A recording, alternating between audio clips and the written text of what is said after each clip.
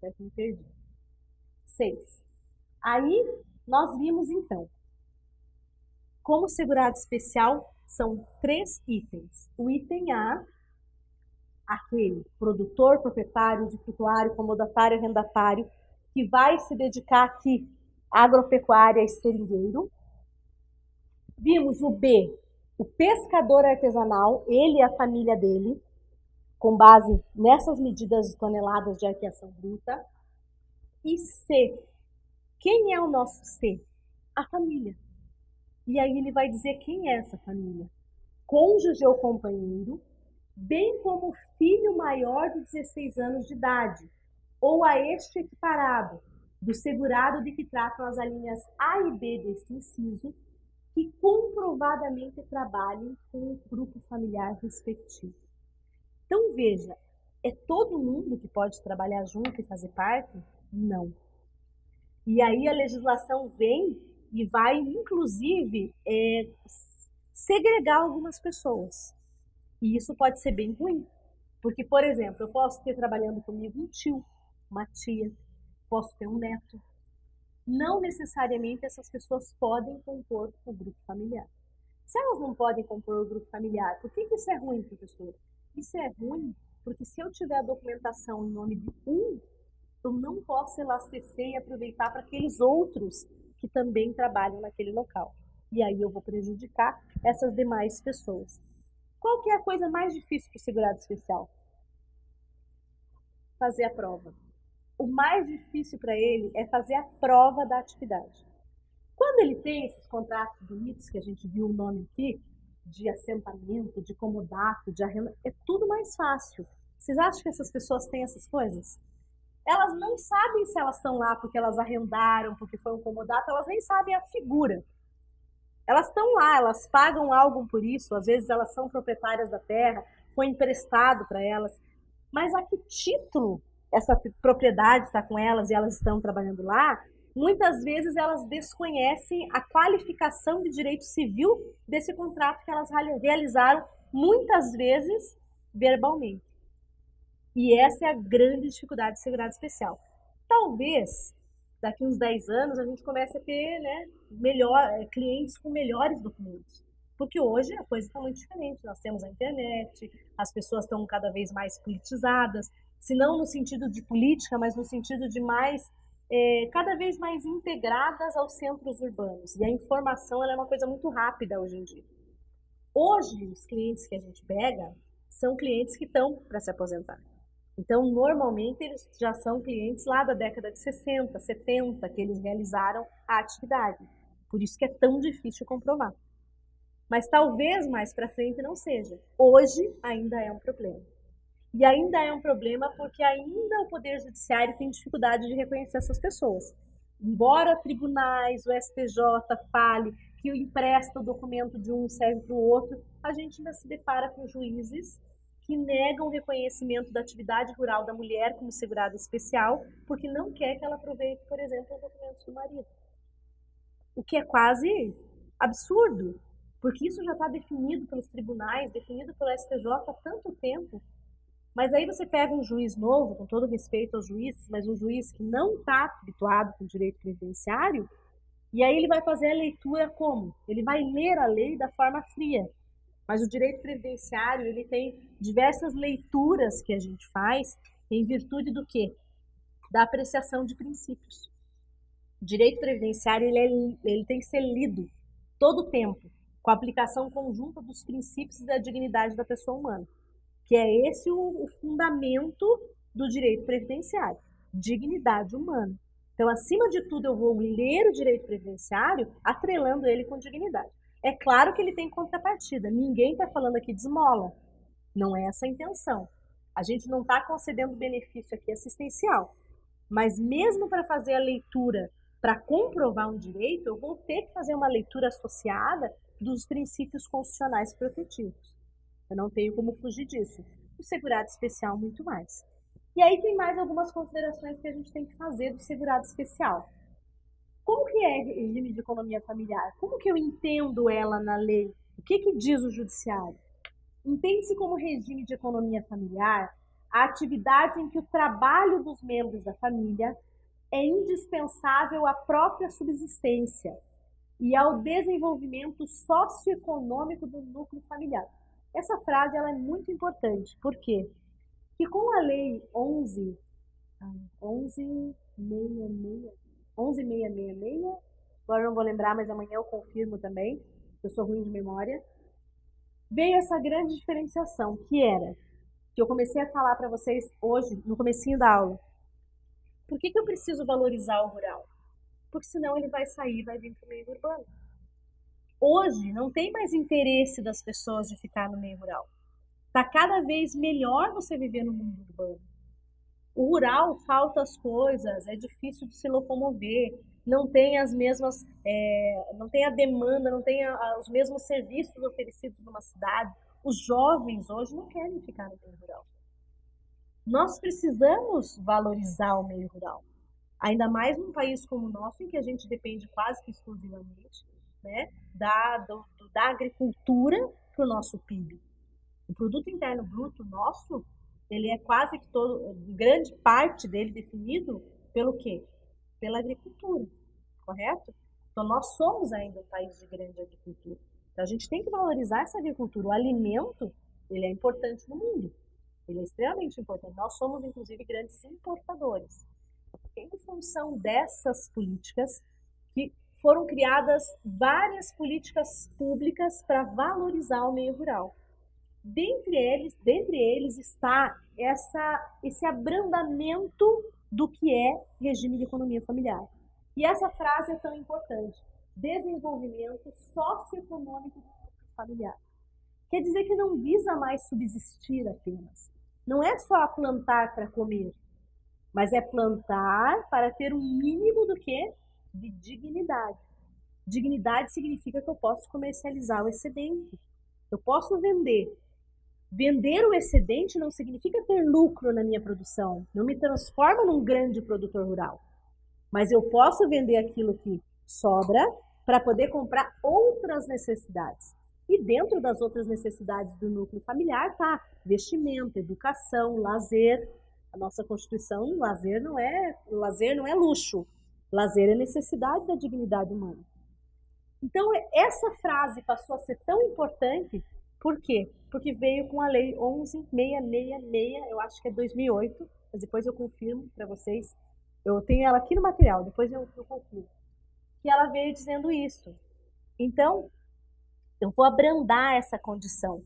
Por isso, o rural passou, o segurado especial, ele passou a poder ter trabalhadores eventuais. No momento de grande safra, eu tenho 5 pessoas na família, na safra eu posso contratar mais 10 para trabalhar para mim, desde que não passe de 120 dias de trabalho por ano. Não tenho safra, deu geada, acabou com a produção, vou passar fome? Nossa, se fosse pelo entendimento anterior, ia passar fome, porque não podia ter outra atividade. Vem essa lei e fala, não, pode trabalhar temporariamente como diarista em outra fazenda, pode ter uma atividade urbana, desde que não passe de 120 dias no ano calendário. Ele vem abrandando aquelas regras tão absolutas, dizendo não pode ter nenhuma máquina. Não, peraí, mas hoje em dia ninguém mais planta soja manual, você tem uma maquinazinha que planta soja. Então, se ele tiver uma máquina, se ele for lá e alugar a máquina da cooperativa, ou a cidade inteira tem uma cooperativa e eles fazem troca de dia, cada um usa a máquina para plantar soja por uma semana. Pode? Pode. Isso não desconfigura mais a qualidade dessa pessoa como trabalhador, como segurado especial. Então, veja lá, o que mais que diz?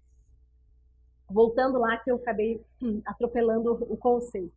Entende-se com o regime de economia familiar a atividade em que o trabalho dos membros da família é indispensável à própria subsistência e ao desenvolvimento socioeconômico do núcleo familiar.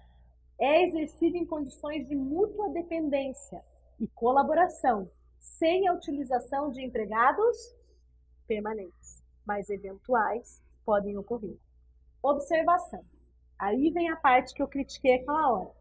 Não integram o grupo familiar do segurado especial filhos e filhas casados, genros e noras, sogros e sogras, tios e tias, sobrinhos e sobrinhas, primos e primas, netos, netas e os afins.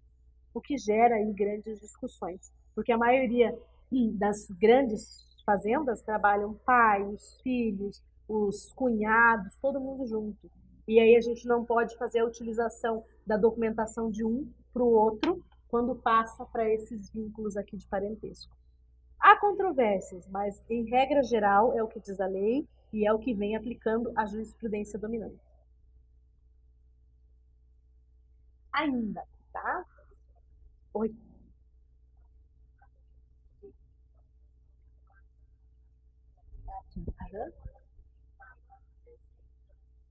Isso, sim, sim. Já vou explicar por quê. Uhum. Então, assim, a pergunta da nossa colega é por que quando ela faz os pedidos judiciais, ela faz o pedido do rural desde os 12 anos, tá? Aí é uma questão. Vocês já se decidiram, meninos? Desde os 12 anos de idade, tá? 12, 14, não importa, eu vou explicar. O negócio é o seguinte: a Constituição Federal, ela vinha, eu não vou lembrar de cabeça agora, tá? Até porque é uma aula de custeiros. Mas eu vou responder, embora eu não vou me recordar aqui qual foi a troca da Constituição. A Constituição de 67, se eu não me engano, previa o trabalho aos 12 anos. Aí vem a Constituição em 88 e proibiu. E aí veio a questão do aprendiz. Então, nós temos várias trocas constitucionais de quando é a data de início em que a pessoa podia tirar a carteira de trabalho e ser empregado. E é em função disso que veio a caracterização no passado. O INSS faz essas alegações em diversas, como é que a gente chama, contestações, dizendo que não poderia reconhecer o trabalhador rural em alguns períodos históricos, né? Períodos passados, mas aí de acordo com as épocas constitucionais, em função disso. Mas já ficou pacificado que é desde os 12 anos. Então, hoje, essa discussão não existe. Ela está superada. Mas não podia no passado. Contudo, isso não muda o fato de que a lei fala 16 anos de idade, tá? Não muda o fato de que eu posso trabalhar a partir de quando? 16 anos. E posso ter o trabalho como aprendiz dos 14 aos 16, certo? Uma coisa é aquilo que a lei diz, e aqui é o texto da lei. Então ele fala que eu posso trabalhar a partir dos 16. Contudo, se a pessoa começou a trabalhar aos 12, o que diz a jurisprudência? Eu não posso desconsiderar isso e considerar só a partir dos 16, porque eu estaria penalizando essa pessoa duas vezes. Eu vou penalizar a pessoa porque ela trabalhou antes da idade porque ela precisava, e vou penalizar para ela dizendo, olha, porque você precisou, o problema é seu, eu ainda não vou te conceder. Então eu iria penalizar esse adolescente, criança, adolescente, duas vezes. Então é por esse motivo que se concede desde os 12. Mas eu não posso, de outro lado, colocar no texto legal que a pessoa vai ser considerada desde os 12, porque eu não permito que alguém trabalhe desde os 12. A ideia de proteção social à criança e adolescente é que ele comece a trabalhar aos 16. Então, no mundo perfeito que está na lei, é 16. No mundo real, que a maioria das pessoas trabalha rurais desde os 12, a gente concede benefício e aplica desde os 12. Ficou claro? Perfeito. O colega falou de aplicar o princípio da primazia da realidade. É um conjunto de princípios. Esse é um deles, eu concordo. Então, acho que é mais ou menos isso. Mas é por isso que acontece. Eu já fiz uma explicação mais abrangente, que era para entender por que, assim, tem coisas no direito previdenciário que vocês vão ver, vocês estão começando agora, vocês vão verificar assim, ah, para que isso? É uma coisa muito nítida. Só que não foi há 10 anos atrás. Então, veio um conjunto de discussões e briga judicial até que isso fosse pacificado. Essa é uma delas. Tem sentença dando dos 14, tem sentença dando dos 12, sentença dando dos 13, até que definiram, não, escuta, não posso punir a pessoa duas vezes, concede desde os 12 anos. Mas o texto legal tem que continuar como manda a lei. E a lei fala que pode trabalhar dos 16 anos em diante. Certo? Então, posso continuar? Então, outras condições que não descaracterizam a qualidade de segurado especial. percepção de benefício de pensão por morte, auxílio acidente ou auxílio reclusão, cujo valor não supere o de menor benefício de prestação continuada da Previdência Social. Então, veja, o que é isso? Se a pessoa recebe um benefício de pensão por morte, se a pessoa recebe um auxílio acidente, um auxílio reclusão, isso vai desconsiderar a qualidade especial dela? Nem poderia, né? Afinal, eu tenho direito a uma proteção e a proteção me prejudica? Mas depende. Esse salário não pode ser maior do que o quê? Do que o salário mínimo. Porque, opa, não ia de bater na tela. Porque o salário mínimo. Por quê? Porque ele está dizendo ali, ó, cujo valor não supere o do menor benefício de prestação continuada, que é amparo social, que é o benefício de salário mínimo. Por que ele não está dizendo aqui que não supere o salário mínimo? O que a Constituição Federal fala? Não posso indexar nada por salário mínimo. Então, ele diz assim que não vai superar o valor do benefício assistencial. Percepção de benefício previdenciário pela participação em plano de previdência complementar, instituído nos termos do inciso 3º do parágrafo 18 desse mesmo artigo que a gente está lendo. Também obviamente, não descaracteriza. Então, por exemplo, se eu tenho uma cooperativa de trabalhador de segurados especiais, e lá eu tenho a previsão de uma previdência complementar. Posso ter um regime de previdência complementar de uma cooperativa? Posso.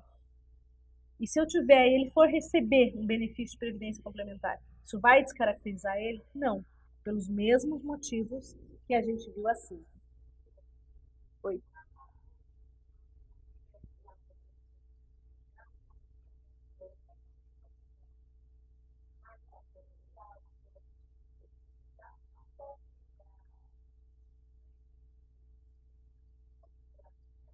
Então, a pergunta da colega foi a seguinte: se ele receber um benefício que for maior que o valor do salário de um benefício assistencial, que costuma ser o salário mínimo, se isso vai, então, desconfigurar, se ele não vai poder fazer o pedido desse benefício. Então, o que vai acontecer? Ele vai ter que fazer uma opção. Aí ele vai optar por receber o benefício e deixar de ter a qualidade de segurado especial. Se for um benefício temporário, ele vai perder a condição de segurado especial somente naqueles meses. Se for um benefício que dure, não tem um caráter temporário, seja um benefício, por exemplo, de pensão por morte, que vai durar enquanto, por exemplo, a viúva estiver viva, aí ela vai fazer uma opção. Ela vai optar por um benefício lá de R$3.000 ou continuar sendo segurado especial. Entendeu? Aí vai ser uma opção. Ainda, 3. O exercício de atividade remunerada em período de entre-safra ou do defeso não superior a 120 dias corridos ou intercalados. Isso eu já tinha comentado. Ou seja, a pessoa pode trabalhar desde que não seja mais que 120 dias. Quem sabe ali o que é defeso? Quando não pode pescar, né? Então esse é para o pescador, nos momentos em que ele está proibido de fazer a pesca de determinado espécie lá de peixe, e ali na entre-safra do agricultor. Espécie de peixe, gostaram da minha explicação? Entendo tudo de pescador. Exercício de mandato eletivo de dirigente sindical de organização da categoria de trabalhador rural. Então, por exemplo, o fato dele estar exercendo um mandato de dirigente sindical, a gente viu isso onde? Lá na contribuinte individual, lembra que eu falei? Ele vai ser o que nesse momento? Ele vai ter que contribuir como contribuinte individual. Isso descaracteriza ele como especial? Não. Exercício de mandato de vereador do município onde desenvolve atividade rural ou de dirigente de cooperativa. Também. Só que ao mesmo tempo, a hora que ele está exercendo isso aqui, que tipo de contribuinte que ele vai ter que ser? Então, ele vai ter que contribuir como contribuinte individual. Parceria, meação, desde que a outorga, por meio do contrato, meação, parceria, como DAP, seja de até 50% de imóvel. Peraí, isso está dizendo que ele pode alugar metade do imóvel dele? É isso que ele está dizendo ali, ó?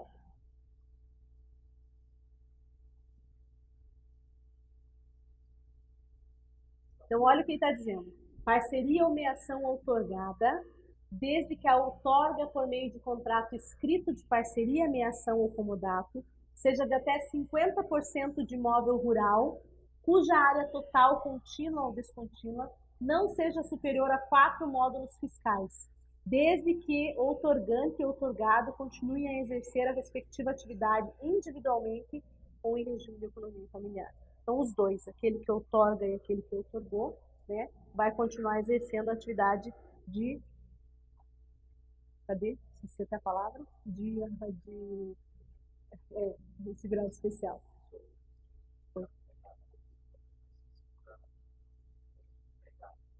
Não. O vereador não é empregado, ele é contribuinte individual. É contribuinte individual. Ele está dentro daquela regra ali, não sei se vocês viram que a gente passou vários agentes públicos ali que a gente foi lendo. Então ele vai entrar ali. Porque o que acontece com o vereador? Ele não tem vínculo de emprego, né? Não tem vínculo de emprego com a Câmara. Não, mas é igual mais ou menos ao serviço de agente público. Ele é um contribuinte individual prestando serviço a uma pessoa jurídica. Bem, tudo isso vocês vão ver em custeio, né? Que é bem específico. O prefeito, o governador, os ministros, não. Também não. Tá? Só que eu estou tentando lembrar, eles têm um nome específico que eu estou tentando lembrar, que é agente público. É agente público, não sou, esqueci agora a palavra, mas é isso, tá? Só que não é, nenhum deles é empregado de carteira assinada, nenhum. É agente público, poxa, me esqueci a palavra agora, quando é a pessoa eleita, esqueci. É agente público de mandato eletivo, é isso. Atividade artesanal desenvolvida com matéria-prima produzida pelo respectivo grupo familiar. Peraí, onde é que nós estamos? Nós estamos falando de coisas que não descaracterizam atividade especial. Então, eu estou dizendo que se ele tiver uma atividade artesanal com matéria-prima produzida pelo respectivo grupo familiar, podendo ser utilizada a matéria-prima de outra origem, desde que, nesse caso, a renda mensal não exceda também ao salário mínimo, ou seja, ao benefício de prestação continuada, não excede também, não vai desconsiderar a atividade dele. Atividade artística, pode ser cantor, né? Pode ser ator, sanfoneiro, bom exemplo. Desde que em valor mensal, do mesmo modo, inferior ao valor do benefício. Exploração da atividade turística, tá? Aquelas chácaras, fazendas que fazem exploração turística. Esses tempos eu fui numa, que tem uma panelaço, eles chamam, que tem uma, como é que chama? Tipo um cânion, e depois lá dentro tem aquelas cachoeiras, e daí tem aquelas panelas d'água. Então lá, por exemplo, eles alugam para as pessoas irem fazer a visita, mas tem condições, ó. A exploração da atividade turística da propriedade rural, inclusive até com hospedagem, por não mais de 120 dias no ano. Vocês viram que é tudo 120? Pode exercer atividade, desde que não seja mais de 120 dias. Pode trabalhar fora para outra pessoa, mesmo, não pode passar de 120 dias. Eu posso ter ajuda de empregados, mas não pode passar de 120 dias. Eu posso usar a exploração turística do meu lugar lá, da minha propriedade, mas não pode ser mais de 120 dias. Então, eles usaram ali os 3 meses como uma regra de não desconfigurar a atividade especial. Mais ou menos compreendido o segurado especial? Eu não quero dizer nada para vocês, mas ainda vocês vão ter muita dúvida. Porque chega uma hora que você pensa assim, tá, mas ele é segurado especial ou ele é contribuinte individual? Sempre tem. Na hora da prática, essas dúvidas virão. Elas fazem parte. Não tenho dúvida de que isso vai acontecer. Mas nas próximas aulas, quando vocês começarem a ter benefício e quando vocês começarem a ter custeio, vocês começam a visualizar as limitações de uma forma mais clara. E aí eu acredito que esse conceito de segurado especial, ele vai ficando mais nítido também, tá?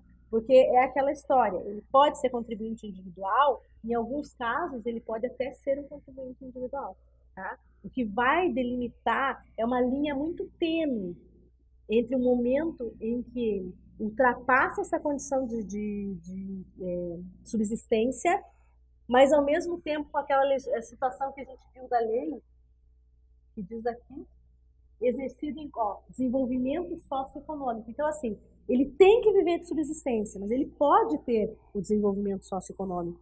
Não está proibindo esse desenvolvimento socioeconômico. Ele só não pode ser um produtor rural. O que ele não pode é oferir lucro.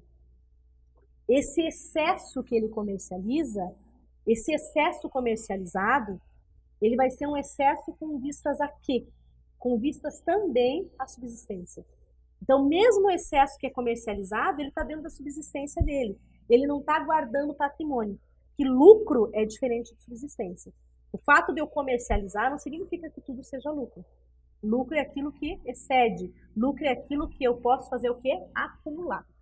Então, essa é a diferença. Mas isso vocês vão compreender mais para frente, quando forem operacionalizar isso no benefício, no custeio. Aí eu acho que vai facilitar esse conceito também.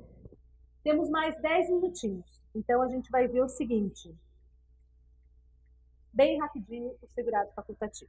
Vou terminar antes dos 10 minutos, se duvidar. Pode falar. Pode falar.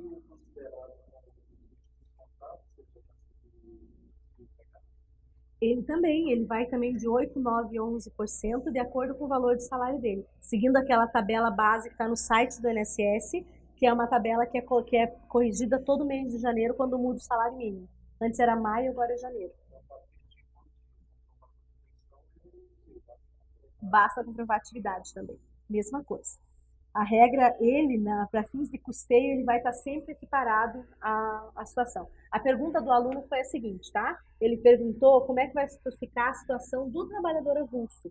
Se o trabalhador avulso... Como foi toda a pergunta, só para não errar?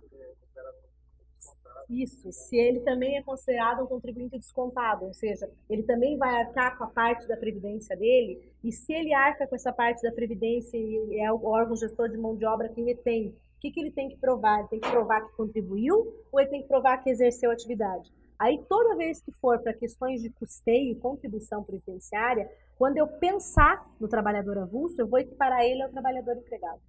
Aí eu vou pensar nele como empregado e no órgão gestor de mão de obra como empresa. E aí eu consigo compreender essa relação a vivo entre eles. É a mesma do segurado empregado. Tá? Então, o segurado facultativo, como a própria lei diz, né? Eu já falei várias vezes, não acabei falando já antes da hora, o segurado facultativo é aquele que escolhe. E o conceito que a lei traz para ele é: considera segurado facultativo a pessoa maior de 16 anos de idade que se filiar ao RGPS mediante contribuição, desde que não esteja exercendo atividade remunerada, que o enquadre como segurado obrigatório da Previdência Social. Está lá no artigo 11 do Decreto 3048 de 99. Então, veja, é aquele que não exerce atividade remunerada e é aquele que não está ligado a outro regime de previdência social. E aí a gente vai ver. Previsão legal dele, inicial, está no artigo 7º da Constituição Federal, que é aquela questão que eu falei para vocês da universalidade de cobertura e de atendimento. Então, eu tenho que atender todas aquelas pessoas dentro do Estado Democrático de Direito, eu não vou deixar ninguém de fora. Então, se essa pessoa tem interesse de participar, ela pode, só que ela vai pagar. Aí eu posso verificar também o conceito legal dele no artigo 13 da 8.213 e no artigo 11 do decreto, que foi esse que eu acabei de ler a conceituação para vocês. O que eu posso citar de exemplo de facultativo para a gente fixar essa ideia? Dona de casa, primeiro exemplo que a gente tem, dona de casa que ela escolhe, ela não tem atividade remunerada, mas ela quer se precaver para a velhice, ela quer estar protegida do risco social, ela pode estar trabalhando em casa, se acidentar e precisar de um benefício. Então, ela quer se proteger, ela pode fazer o pagamento. O síndico de condomínio, quando não remunerado. Lembra que eu falei da importância lá, quando a gente falou do síndico? Falei, porque esse é remunerado. Se ele não fosse remunerado, ele não estaria aqui. O estudante. O estudante por quê? O estudante, por exemplo, ele está vários anos prestando prova para concurso público, ou ele está vários anos estudando para fazer a prova do vestibular, mas ele não quer perder aquele tempo. Então, muitas vezes, até é comum os pais terem a ideia, a conduta, de fazerem recolhimento para os filhos que são acadêmicos, durante a faculdade, fazer o recolhimento também. O brasileiro que acompanha o cônjuge no serviço no exterior, então o esposo ou a esposa vai trabalhar fora do Brasil, a pessoa não tem um diploma que possa qualificar lá fora, não vai poder exercer atividade, então ela pode fazer esse recolhimento a título de facultativo. Aquele que deixou de ser segurado obrigatório da Previdência. Ele era segurado obrigatório, perdeu o emprego, ele era um autônomo, não tem contrato, ele vai recolher que título para não perder a qualidade de segurado? Vai recolher título de segurado facultativo para não ficar fora da proteção social. O bolsista e o estagiário, que a colega perguntou aquela hora, e aí vamos fazer um adendo. O bolsista lá, daquela situação do militar, ele é contribuinte obrigatório, diferente desse aqui, que é o bolsista estagiário da Lei 6494/77, que sofreu as alterações agora mais recentes, que é aquele bolsista da faculdade. Tá? O bolsista se dedica em tempo integral à pesquisa, curso de especialização, pós-graduação, mestrado, doutorado. Quem tem a bolsa, o quê? CAPES. Eu fiz mestrado com a bolsa CAPES. Eu fiz bolsa também. Tive uma nota boa, graças a Deus, para eu não pagar o mestrado, que é muito caro. E aí eu fiz bolsista. Também, na hora que você está pagando, você tem que recolher, se quiser recolher, como facultativo. Porque essa atividade, o que ela exige? Que na época você não tenha trabalho remunerado. Então, quando eu fiz, não podia estar contratada, não podia estar trabalhando remunerada, tinha que recolher como facultativo. O presidiário, olha que engraçado, né? O presidiário que não exerce atividade remunerada, nem esteja vinculado a qualquer regime de previdência social. Coitado do presidiário, gente. Eu tenho até pena quando ele é citado aqui. Qual é o presidiário que vai conseguir contribuir? Sinceramente, difícil, né? Oi? É difícil, né? Porque a maioria das pessoas não lembra de fazer o cuidado previdenciário. Então, assim, é uma coisa difícil. A gente vê aqui, mas na prática, de 13 anos que eu atendo com previdência, eu nunca vi um presidiário fazer recolhimento. O segurado recolhido à prisão sob regime fechado ou semiaberto, que nessa condição preste serviço dentro ou fora da unidade a uma ou mais empresas, com ou sem intermediação de organização carcerária. Aí, no caso, são aquelas atividades feitas para fora. Já ouviram falar? Que ela diminui a pena e o segurado também recebe, né, recebe um dinheiro para esse trabalho que ele realiza. Bem, parece bem simples.